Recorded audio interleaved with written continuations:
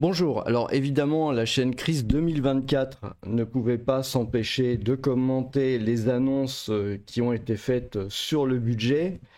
Euh, je m'attendais à de l'eau froide. En fait, je sais pas pourquoi j'ai fait cette erreur. Ce devait être évidemment de l'eau tiède et enfin, je veux dire, quelque part, le budget 2026, je sais pas comment dire ça. C'est plus un exercice de marketing, à vrai dire, que un exercice de vouloir réellement sauver la France. C'est quand même triste parce que plus les trimestres passent, plus la France s'enfonce, plus la situation va devenir de plus en plus ingérable. Donc moi, je suis vraiment étonné quelque part. En fait, ce qui me surprend le plus dans toute cette histoire, c'est que ces gens-là, bon, visiblement soutenus par le RN, le LR, les macronistes, et puis quelque part quand même par une partie des gens qui se disent de gauche, ce sont tous des socialistes, mais enfin je sais pas, moi je sais pas, quand on est en France et qu'on a de l'argent, pour moi le fondamental c'est si j'ai de l'argent j'aime bien le garder quand même, je comprends pas pourquoi ils veulent gaspiller leur argent de cette manière-là, c'est ça qui est fou en fait. Et ils votent pour des politiques qui va les amener à devoir se séparer de leurs biens, de leur argent, de tout ça. Je veux dire, quand on est riche, la moindre des choses, c'est de voter pour ses intérêts quand même. Je comprends vraiment pas ce qui se passe. Donc c'est fou quand même, c'est absolument hallucinant à quel point, je veux dire, à la limite, quelqu'un qui est de gauche et qui dit bon voilà je veux prendre l'argent aux riches, moi je peux tout à fait comprendre qui vote pour ce genre de politique, ça me dérange pas, encore une fois c'est honnête, c'est un gars qui est de droite, un gars qui est de droite qui a un pavillon ou bien qui a pu s'acheter un appartement, qui a pu mettre un peu d'argent de côté, éventuellement qui a des titres revoter pour ça, moi ça me c'est juste hallucinant. Bon, malheureusement, quand cette crise va nécessairement s'aggraver, on va comprendre pourquoi les lectures du truc. Je veux dire, à ce moment-là, il y a un risque qu'ils perdent beaucoup, quoi. Enfin bon, bref. Le surendettement est une malédiction pour la France. Oui, enfin, je veux dire, bon, bah, ça, il n'est pas le seul à le dire et il en est co-responsable, hein. Je veux dire, il vient de soutenir depuis maintenant quand même 2012, ça fait depuis maintenant 7 ans cette politique qui a conduit la France dans le mur, donc il en est co-responsable, hein. Il n'y a pas il y a pas de problème. Il veut stabiliser la dette d'ici 2029. Donc là, déjà, ça commence à dérailler un peu. Je veux dire, on est juste en 2025, quoi. 2026, 2027, 2028, 2029, quoi. Je ne suis pas persuadé que les marchés vont laisser faire. Et puis 2029, voilà, ce sera après les élections présidentielles. C'est quand même le comble du cynisme, en fait, hein. Un effort global de 43,8 milliards d'euros. Alors déjà, on voit que ça a augmenté. C'est plus de 40 milliards, c'est 43,8, hein. L'État va geler la plupart de ses dépenses. Et, oui, mais pour que ça marche, cette histoire de... Il ne faut pas qu'il les gèle, il faut qu'il coupe dedans. Les gèle. Pourquoi l'État va geler la plupart de ses dépenses? C'est important, hein, de bien lire toutes les lignes, hein. Bah, tout simplement pour une très bonne raison. C'est que les gens qui votent pour eux, ce sont des gens dont l'argent dépend directement de l'État. Donc les fonctionnaires, eux-mêmes sont fonctionnaires, ils vont pas geler, ils vont pas diminuer leur salaire, alors que c'est ce qu'ils devraient faire. Ils viennent de mettre la France dans le mur, la moindre des choses, ça serait de diviser au moins leur salaire par deux et commencer à rembourser une partie de la dette. Ça serait vraiment la moindre des choses. Mais non, mais non. Euh, on a souvent entendu l'État va geler la plupart de ses dépenses, mais ça a toujours été que des mots en l'air. Et puis en plus, c'est en 2026. Bon, ok. Prestation impôt vers une année blanche en 2026. Bon, ouais, on ne sait pas. C'est dangereux parce que 2026, c'est pas tout de suite, hein, c'est quand même dans une demi-année. Et d'ici là, Il peut y avoir des pics d'inflation dus à une remontée spectaculaire des taux, des prix de l'énergie ou ce genre de choses-là. Donc, bon, c'est toujours problématique. Donc, si jamais ça devait être le cas, ça poserait souci. Le 8 mai et le lundi de Pâques, 2 jours fériés supprimés. Donc là, déjà, on commence à s'en prendre au privé, hein, aux salariés, parce que c'est quand même dans le privé que les salariés sont quand même les plus soumis à la pression. Donc finalement, qu'ils aient de quoi se détendre un peu, c'est pas du luxe. D'autant plus qu'avec la situation économique qui est de plus en plus difficile, par leur faute, il faut jamais quand même oublier ça, hein, par leur faute, eh bien il y a de plus en plus de gens qui sont obligés de prendre des congés de longue durée parce qu'ils n'arrivent plus à tenir la cadence et que, bah, comme dans toutes les crises économiques, vous avez des dépressions, des divorces, tout un tas de choses qui se passent mal. Donc c'est peut-être probablement pas le moment d'aller supprimer des jours aux gens aux gens qui travaillent, hein. C'est sûrement pas le moment. D'autre part, 2 jours fériés supprimés, il faut que ce soit avec une augmentation de salaire, hein. Il ne peut pas y avoir des jours fériés supprimés sans augmentation de salaire, hein. Un effort important de 5 milliards d'euros sur les dépenses sociales. Voilà, donc ils ne touchent pas à leur salaire, hein, l'État. Le socialisme global, hein, français ne touche pas à ses salaires et ses retraites, hein, surtout pas. Par contre, ils vont beaucoup moins rembourser les médicaments. Donc, d'après ce que j'ai vu, il y aurait quelque chose à 100 euros. Voilà, il y aurait 100 euros par personne et par an. Donc, plus vous êtes pauvre, et du privé, hein, c'est ça qui est important, hein, plus vous êtes pauvre et du privé, plus vous allez en prendre plein la tête. Voilà. C'est toujours pareil. Une contribution de solidarité instaurée pour les plus riches. Ça, je ne sais pas trop ce que ça veut dire. Je ne sais pas trop ce que ça veut dire. Est-ce que j'ai plus d'informations? Donc, on va voir ça tout de suite.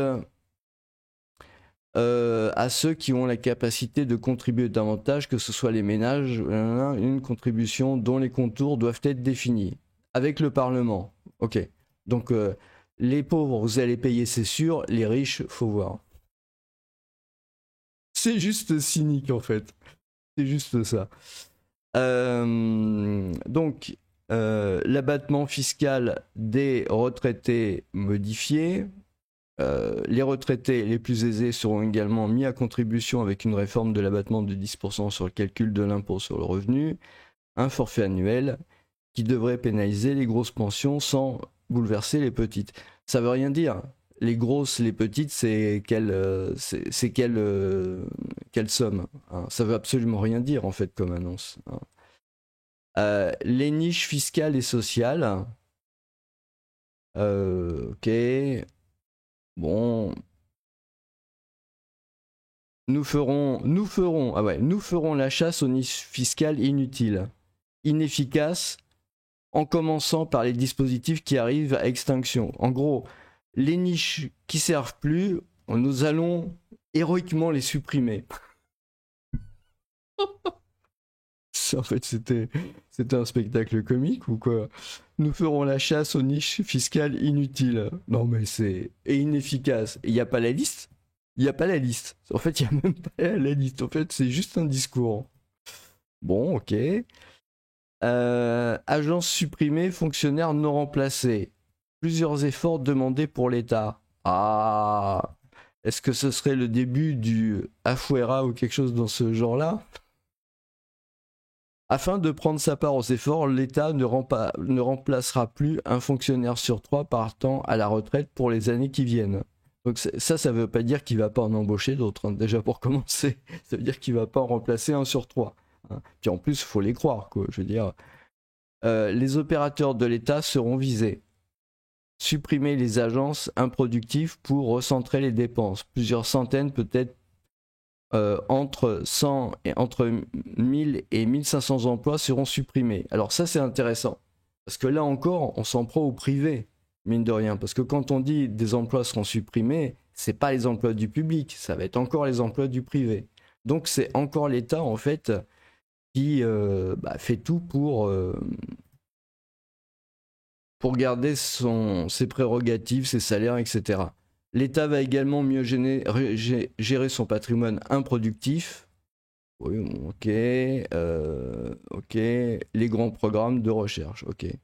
De même, l'État, dans certaines entreprises, la participation de l'État pourrait être diminuée sans réduire son influence et le patrimoine ainsi dégagé doit être mis. Voilà, ok. Donc ils vont vendre.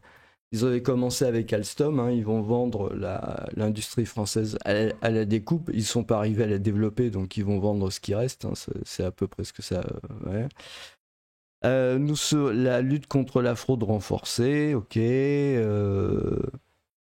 Fraude fiscale, aide publique, prestations sociales, dépenses de santé, voilà. Donc, ok. Bon. Va simplifier. Ah ouais, trop de normes, trop de procédures. Ça, c'est encore le truc drôle, quoi. Reprend le marronnier de la simplification. Ouais, ça, c'est exactement. Le gouvernement dressera une liste de simplification et d'allègement cet été. Genre, ils vont s'empêcher de partir en vacances pour faire la liste, quoi. Non, mais il y a de quoi rire. Hein. Il y a vraiment de quoi rire. Pourquoi la liste, elle n'est pas déjà prête? Je veux dire, si c'est quelque chose de si vital, et c'est quelque chose de vital, et c'est quelque chose d'important, pourquoi la P étoile liste, elle est pas déjà prête, quoi? C'est ça qui est juste fou. C'est juste un discours. C'est juste des paroles, en fait. Ok, assurance chômage, droit du travail. Ah ouais, alors là, les salariés du privé, là, vous allez vraiment pleurer, à mon avis.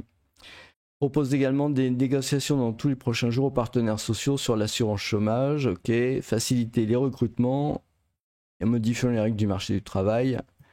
Nous devons, tout en améliorant le quotidien des travailleurs. Donc, quand on voit ça, en fait, il y a marqué, en fait, ça veut dire un bon, du mieux pour les travailleurs, entre guillemets. Mais ce qu'il faut comprendre, c'est puisqu'il y a cette ligne qui dit qu'il y a du bien, eh ben ça veut dire que ça, vous allez souffrir. Nous devons avoir comme but que le travail soit toujours un choix gagnant et qu'il n'y ait plus aucun frein au fait de travailler ou de travailler plus. Est-ce qu'il propose d'autoriser le fouet dans les entreprises? Oh non, c'est juste fou en fait. C'est du vide et c'est du vide de n'importe quoi en fait. Mais par contre, c'est clair que l'assurance, c'est clair, l'assurance chômage, il va y avoir beaucoup moins d'indemnités, ça va être beaucoup plus dur. Et c'est pour le privé. Hein. Le public, il n'y a pas ce genre de problème. Hein. Le public, il n'y a pas de problème. Ils vont garder leur salaire, leur retraite, leur retraite qui est sur 6 mois. Hein. Le privé, c'est 25 ans. Hein. La fonction publique, c'est sur 6 mois. Hein. Donc ça, il n'y a pas de souci, il n'y a pas de problème. Les retards de paiement, appellent les forces politiques à perfectionner. Ouais, enfin, à ce niveau-là, c'est plus du perfectionnement, hein, c'est de la réanimation. C'est n'importe quoi. Bon, en fait, c'est juste du vide, en fait. C'est vraiment du vide. En fait, ça va continuer comme c'était avant. Il n'y a pas de mesures qui vont être prises. Donc, c'est pas compliqué de comprendre ce qui va se passer. Enfin, je veux dire, 43 milliards, moi, j'y crois pas un seul instant. Je veux dire, c'est sûrement pas vrai. Il faudra sans doute beaucoup plus. Je veux dire, ils avaient déjà fait le coup l'année dernière. Ils avaient déjà demandé, je me rappelle plus combien. Après, ils avaient dit qu'il fallait le double. Là, je suis sûr qu'au mois de septembre, il faut 80 ou 100 milliards. Hein. Et d'ailleurs, je pense que c'est ce qu'il faut, en fait. Ça c'est le premier point. Et l'autre point, c'est mais où sont les paix étoiles économie de l'État, quoi. C'est ça qui est ahurissant, en fait, quand même. Hein. Je veux dire, ils sont arc-boutés sur le fait de dépenser. Je veux dire, c'est comme si vous avez un ménage, ils arrêtent pas de vous taper de l'argent. Hein, c'est vraiment pareil. Hein. Vous avez un ménage, ils n'arrêtent pas de vous taper de l'argent, vous leur prêtez de l'argent, vous êtes sympa et tout. Vous leur dites, bon, quand est-ce que vous me rendez mon argent et tout, il n'y a pas de problème. Les mecs, ils sont en train de faire la teuf, boire le champagne, manger le caviar à la louche, etc. Ils n'arrêtent pas de venir vous demander de l'argent, quoi. Et puis, à un moment, bon, bah voilà, ils deviennent méchants quand même. Hein.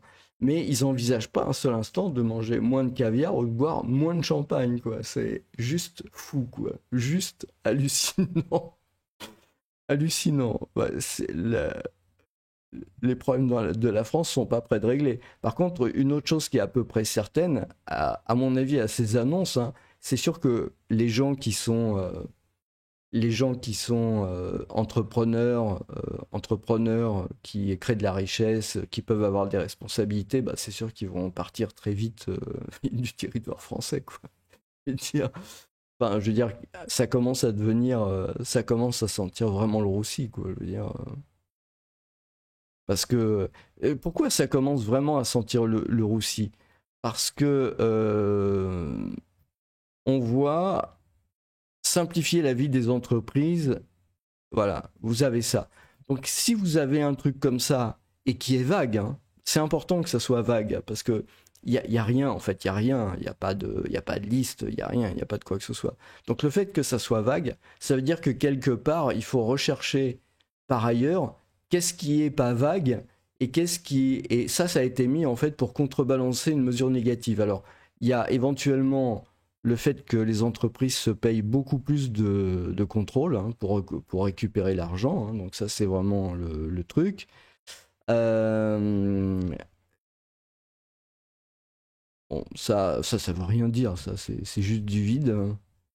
Euh, ça, à mon avis, oui, ça va le faire, c'est-à-dire qu'ils vont remettre une couche sur,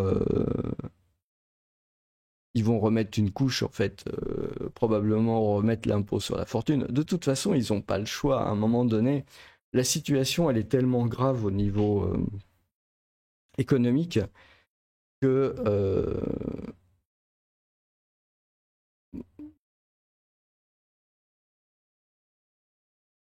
ouais, c'est ça, hein. Ouais, en fait, il n'y a rien, il n'y a rien, il n'y a rien. Et la dette va continuer jusqu'en 2029. C'est ça qu'il annonce, en fait. C'est juste une annonce pour reculer encore la dette. Donc, c'est juste un truc de fou, quoi. Je veux dire, c'est terrible. C'est vraiment. Moi, je comprends pas, hein. Franchement, euh, que des gens qui, une fois élus, deviennent socialistes, ça me paraît tout à fait légitime parce que leur argent leur est versé par l'État, hein. Donc, moi, ça me paraît quelque chose de normal. Maintenant que des gens dont l'argent personnel dépend du business qu'ils ont créé, des investissements qu'ils ont fait, de l'immobilier qu'ils ont acheté, et qui votent pour ce genre de truc-là, franchement, moi, ça me dépasse. Vraiment, ça me dépasse. Parce que, en plus, je ne sais pas si vous vous rendez compte, hein, la dette, elle atteindrait un pic en 2018, en 2027, avant d'entamer une décrue.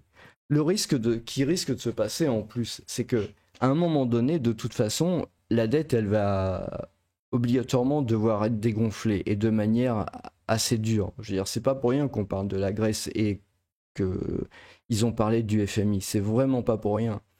Et je pense qu'ils attendent les élections de 2027 parce que tant que c'est pas les élections présidentielles, leur problème, c'est que ils ont intérêt de toute façon à ce que les élections, quelque part... Enfin, moi, je pense que c'est une erreur. Je pense que c'est vraiment une erreur d'attendre 2027 pour les élections présidentielles de leur part. Parce que je pense que plus ça va aller, plus la situation va empirer. Donc, plus les gens vont voter à gauche, quoi. Je veux dire... Euh, quand les gens ont le choix entre différents types de socialistes et que c'est une période de crise, bah, ils votent pour le socialisme le plus dur, hein, et le plus à gauche, hein. Donc, quand ça va arriver en 2027, la dette, elle est déjà plus tenable aujourd'hui en 2025.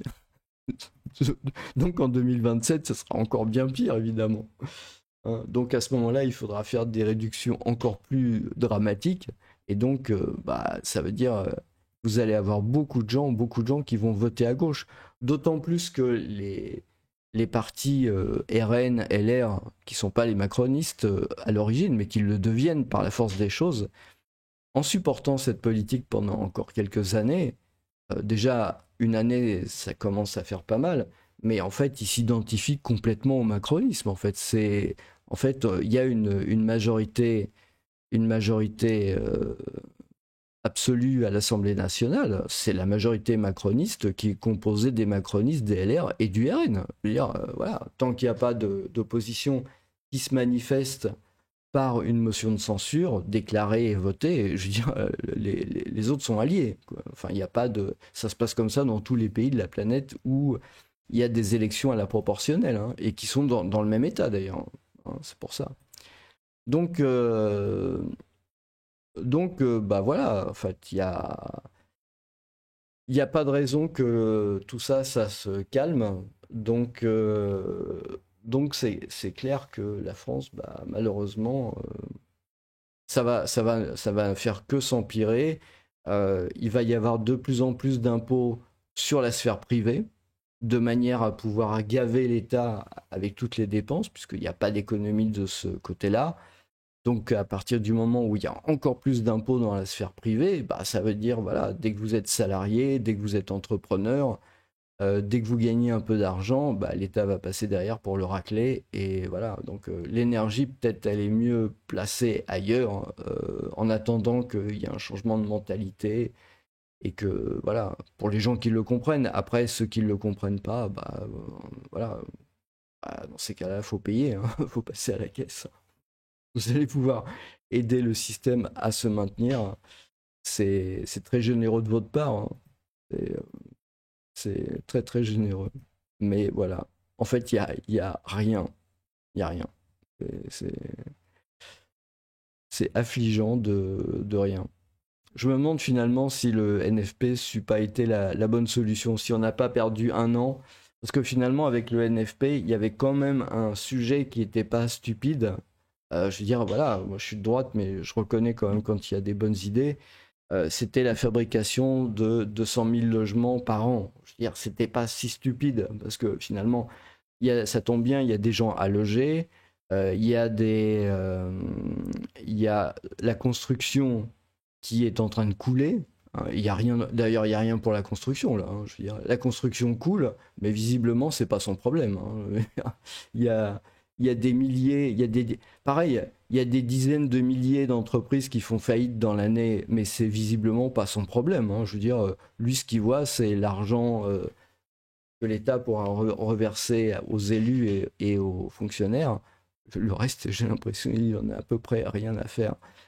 Comment ça se fait qu'il n'y a pas un seul mot sur le nombre de faillites d'entreprises qui a explosé, quoi. Je veux dire, puis quelque part, je pense que ce qu'on pouvait aussi s'attendre, vraiment, hein, je pense que vraiment la chose qu'on aurait dû attendre de ce speech, c'est, à mon avis, hein, des excuses. Je pense que vraiment les Français méritaient des excuses pour tout ce qui vient de se passer entre maintenant et 2017, 2012 même, pour la situation dans laquelle ils ont mis la France. Je pense que la moindre des choses eût été des excuses. Voilà, je vous remercie et je vous souhaite une bonne journée.